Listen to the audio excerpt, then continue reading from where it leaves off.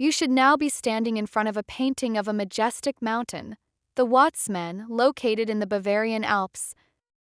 After all the works that we have seen so far, it is not surprising that Friedrich's work captures not just the physical beauty of the landscape, but also the emotional and spiritual impact it has on the viewer. So let's take the opportunity to focus on something special about Friedrich's composition.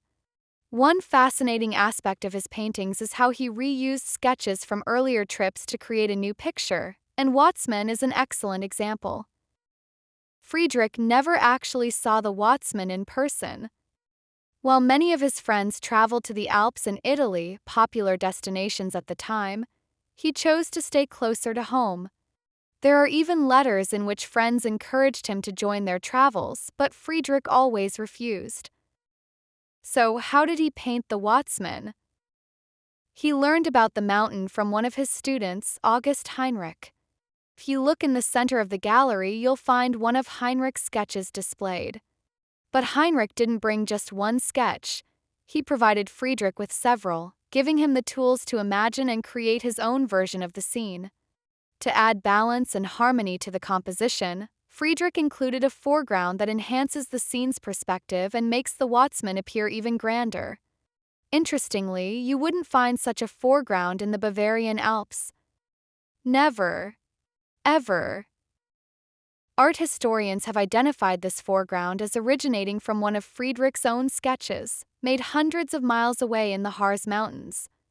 This blending of observation and imagination is a hallmark of Friedrich's timeless artistry.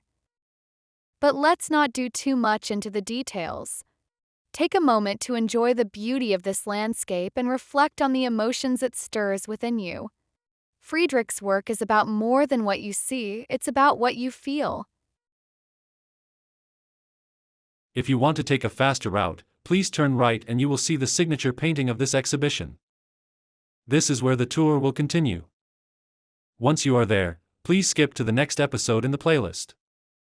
If you have a little more time, we can take a closer look at two more pieces. First, let's examine the sketch by August Heinrich. Walk around it and take a look at the back.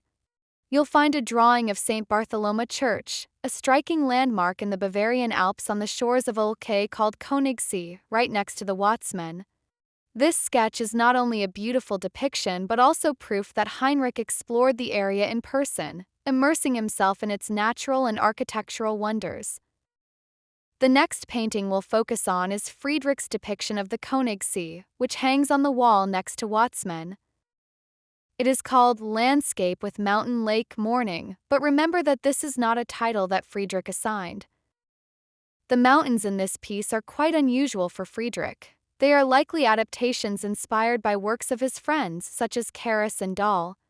However, the foreground is distinctly Friedrich's style.